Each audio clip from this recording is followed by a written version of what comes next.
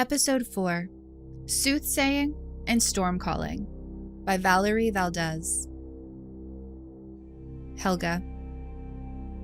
Bruised and exhausted from being tossed about in the long river, then crawling ashore to find a temporary refuge in a cavern full of bones, Helga could only stare blankly at the circle of weapons and ratfolk surrounding her and the others. She'd nearly died for the third time in as many days, and now she was being threatened yet again. Any spark of defiance or fear had been snuffed out, leaving only ashes. "You may not have noticed," she said, "but we had little control over our arrival here, wherever we are." "Irrelevant," the ratfolk snapped, brandishing his dagger. "You will leave, or your corpses will feed the beetles." Hugs rolled to his feet with surprising grace, growling. Phineas tensed as if readying to leap away, while Gev's eyes flared orange. "Let's not be hasty," Mabel said, holding up her empty paws. "I'm prepared to engage in some targeted haste," Rahl said, lightning twining around his bracer. Shuffling footsteps approached from the mouth of the cavern. The ratfolk stepped backward, revealing a wizened figure in a shell-adorned cloak. His fur, if it had ever been darker, had faded to a pale gray, and he leaned on a snail-handled cane, moving slowly as if his bones ached. Mismatched eyes regarded Helga from beneath his hood, one black and the other red. "These strangers are not like the others," he said, a slight wheeze in his soft voice. "The river brought them to us. We must offer them hospitality." They sheathed their weapons, and one of the ratfolk offered Helga a paw to help her rise. She hesitated, then took it. "Come," the elder said. "I am coffee, and you must rest and eat before you proceed. Perhaps we might even assist in your quest, yes?" Mabel's whiskers twitched, but her posture relaxed. "We'd be most grateful." Coffee gestured with his cane, and a ribbed mussel shell was shifted to the side, revealing the opening to a tunnel large enough for Hugs to fit inside without hunching. The scents of mildew and mushrooms emanated from the darkness. Helga reconsidered whether following these strangers might not be a grave mistake. "Seriously?" Rahl thumped his tail against the mud, then winced and glared at the appendage as if it had offended him. Still, he fell in behind Mabel. Matching Coffee's pace, the ratfolk guided them through a maze of limestone. Hints of shell patterns, curves, and whorls sculpting grim histories on the pockmarked surface. The walls bore no obvious signs that the ratfolk had carved them, though the floors seemed worn smooth and slightly concave by the passage of countless feet over time. Enchanted lights and woven sconces brightened as they approached and faded as they passed, occasionally revealing side tunnels or unadorned rooms lined with bare beds. "What is this place?" Rahl asked. "Our village," the elder said. "These were once ancient burrows, created by enormous insects from ages gone, now long forgotten. By all but us, of course." Helga shivered, not merely because the air cooled as they descended deeper into the rock. "What do you do here?" Mabel asked. "We're lorekeepers," Coffee replied, breathing like a leaky bellows. "We preserve the history of Bloomburrow and valley within it. Every tale we find, every scrap of legend that washes up on our shores, we store in our ossuary for generations to come. The past defines the present, and thus the future." After enough turns that Helga had no notion how to get out, they reached a wooden door, which Coffee opened. He gestured everyone inside as their ratfolk escort silently returned to whatever hidey holes they'd emerged from. To Helga's surprise, this room was spacious, yet homey. A light basket hung from the ceiling, filled with faintly glowing pearls. Comfortable-looking chairs sat near a wall entirely taken up with shelves, all the way to the ceiling, some accessible only by ascending a spiral staircase. Rows and stacks of books shared space with assorted knickknacks, iridescent blue beetle shell sculptures, a box covered in mothwing scales, a painted driftwood half-mask. Rugs and pillows softened the stone floors, and an iron-sap stove warmed the room. The peat inside apparently spelled to burn without smoke. Scents of seaweed and wet soil mingled with freshly steeped chamomile tea. An umber molefolk stood over the teapot, wearing a quilted jacket patched at the elbows, a pair of spectacles perched on his nose. Coffee eased into one of the chairs, resting his cane nearby. A small pill bug uncurled itself from a basket in the corner and scuttled over to him, settling at his feet. "Would anyone care for a drink?" Coffee asked. "Yes, please," Mabel said. "For all of us, I think." Coffee inclined his head at the molefolk. "Tucker, if you'd oblige us." Tucker produced a motley collection of mugs and served the party, then set to slicing pieces of seed cake. Helga gratefully sipped her tea, relaxing into the pillow she'd claimed. Her limbs ached from clinging to hugs for so long, and she sported new bruises from detritus striking her in the tumultuous river. No doubt the others were in similar condition, with the badger folk likely feeling the worst of it.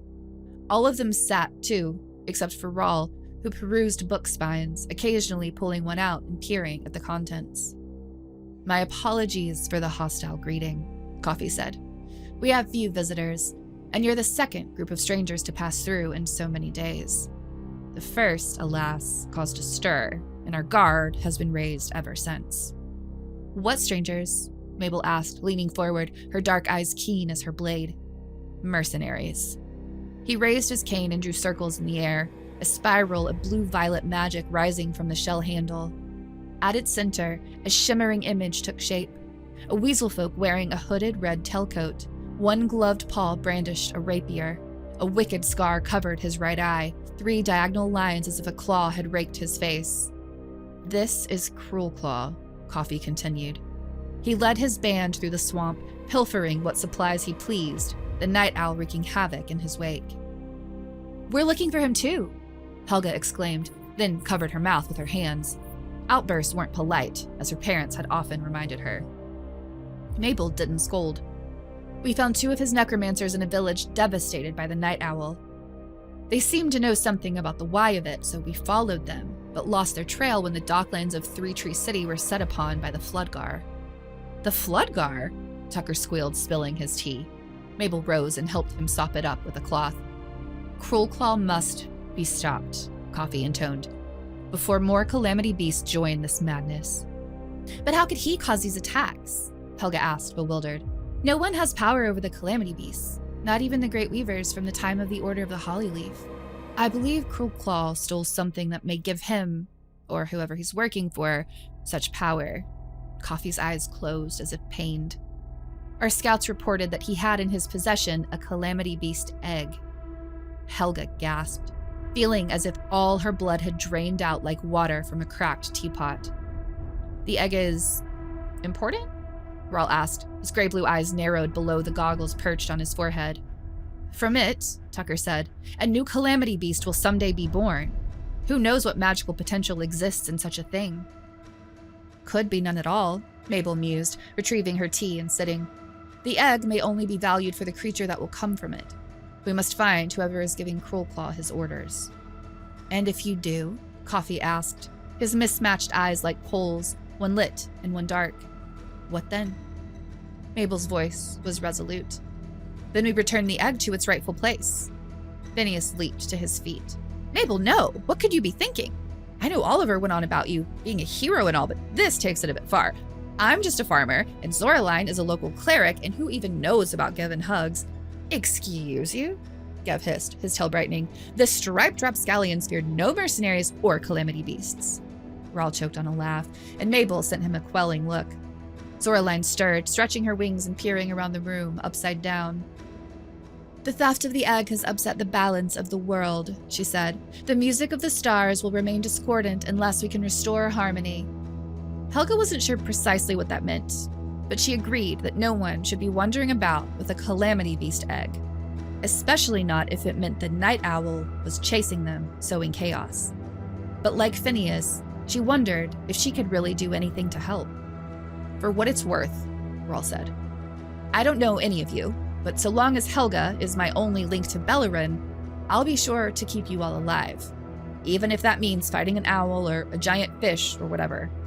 He paused, then added as if to himself, "Maybe I'll even set up a relay tower here." Helga wanted to protest that she knew no more than she'd already told him, but she held her peace. Mabel put her mug down on the floor and stood. Our knowledge of this problem makes it our responsibility.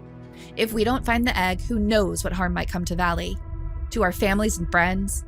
To strangers who are themselves someone's family, someone's friend. Her gaze swept the room, lighting on each of them in turn. You're brave and clever and quick and strong and kind. We've come this far, worked together, fought together, and we can solve this problem together too. Helga thought of her failed cantrip, nearly spilling Mabel to the ground in the heat of battle. Huddling in a heap as everyone around her fought, she wasn't brave or clever or quick or strong. Was she kind? She hoped so, but what could kindness accomplish? Even if we want to stop Cruel Claw, Phineas protested, we have no notion of where he is or where he's going. We can't foil him if we can't find him. Helga may be able to solve that problem, Mabel said. Me? Helga pressed a hand to her chest. What can I do? Use your augury skills to find Cruel Claw. Protests dying unspoken, Helga favored Mabel with a nervous smile. No one had ever asked her to do such a thing. Almost no one even believed she could. Her parents, her siblings, her neighbors.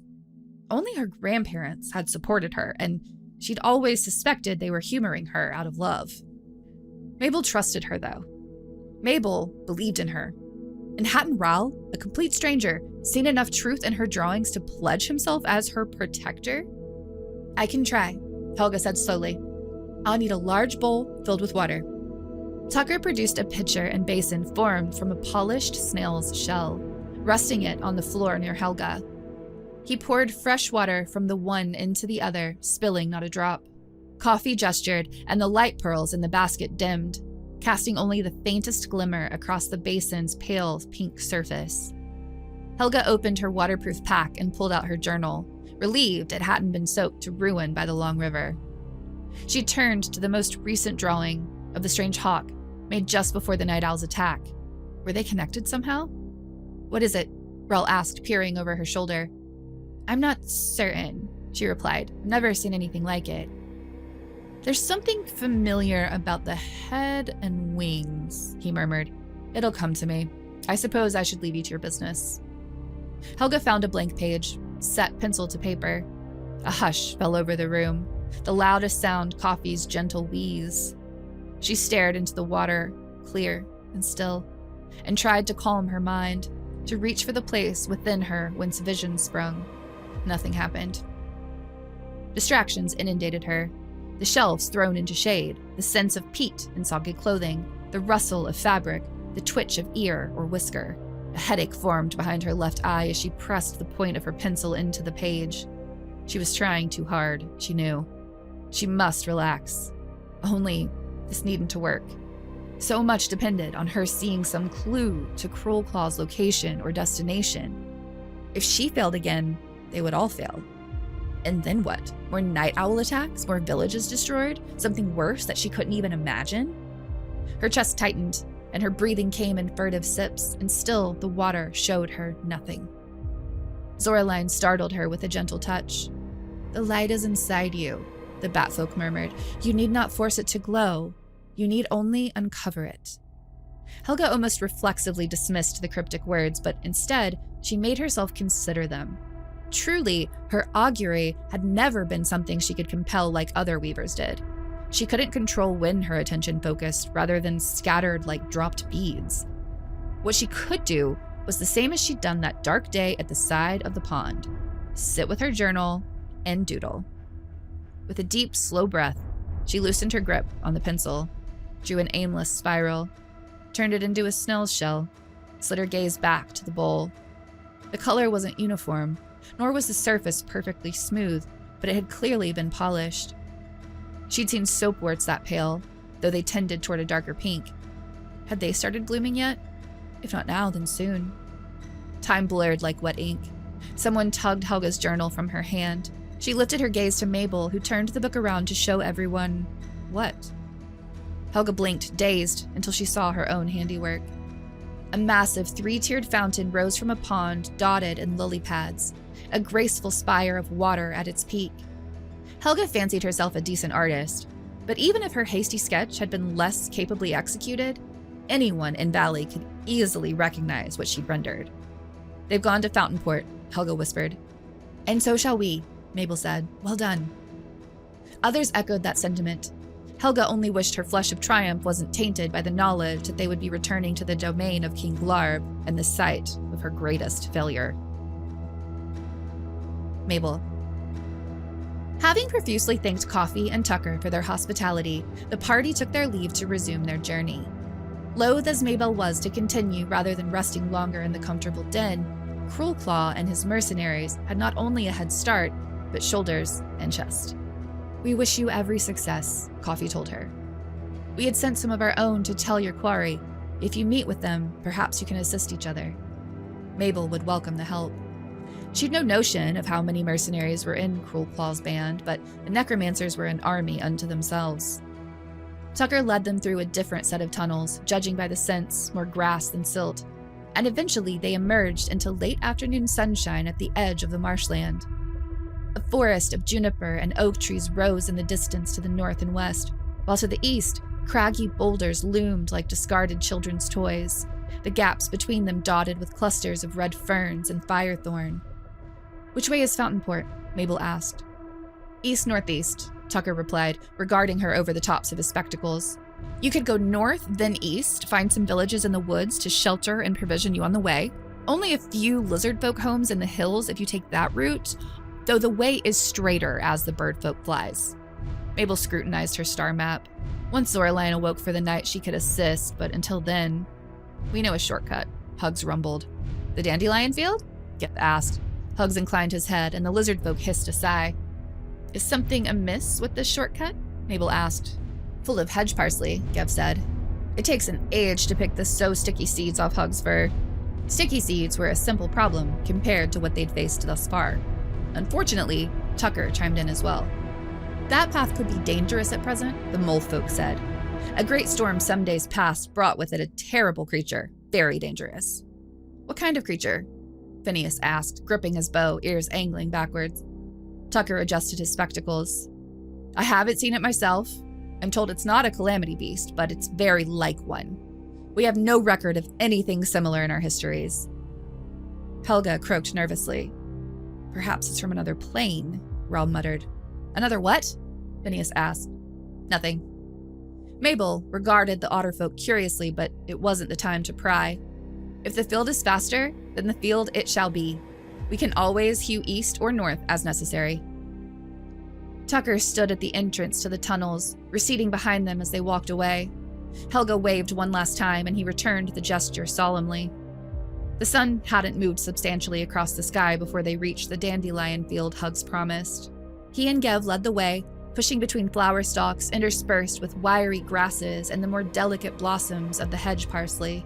Bright yellow petals nodded in the breeze, white puffs occasionally bursting from a stronger gust or the brush of Hug's shoulder, sending their seeds floating across the landscape. There was no sign of the mercenaries, nor of any storm, the only clouds wispy as candle smoke. Eventually, the silence seemed to unnerve Phineas enough to outweigh his dismals. He began to loose questions like arrows at Rahl, albeit with more forced cheer than he'd shown with Helga. "May I ask where you hail from?" Phineas asked. "Far away," Rahl replied. "The outer woods?" "Farther." Phineas skipped around a pebble. "Any family waiting for you back home?" For some reason, that question gave Rahl pause. "My husband Tomek," he said brusquely. He whacked a flower with his tail, seemingly on purpose rather than by accident, and whatever question Phineas might have aimed next stayed in his quiver. He sped up to walk just behind Hugs, while Rahl lagged, putting distance between himself and the others. Mabel matched her pace to Rahl's, rosettes of dandelion leaves rustling beneath their feet. A ladybug crawled up a stem of grass, then flew away in a hum of wings. A line of ants marched past a mound of earthworm castings, on their own inscrutable mission.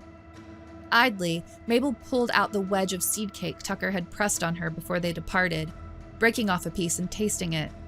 Delicious, with just the right amount of caraway. She offered some to Rahl, whose nose wrinkled. "It's good," Mabel said. "I would know. I'm a baker by trade." "Are you?" Rahl asked incredulously, eyeing her sword.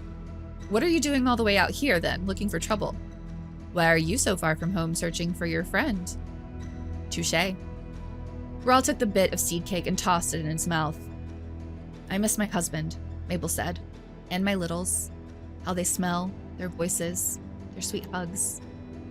Ral was quiet for a time, then said, I miss my husband too. He sounded almost surprised by the admission as he absently rubbed the white cloth tied to his wrist. I've never really had anyone to miss before, and I've been so focused on finding Bellerin that I've been able to ignore it.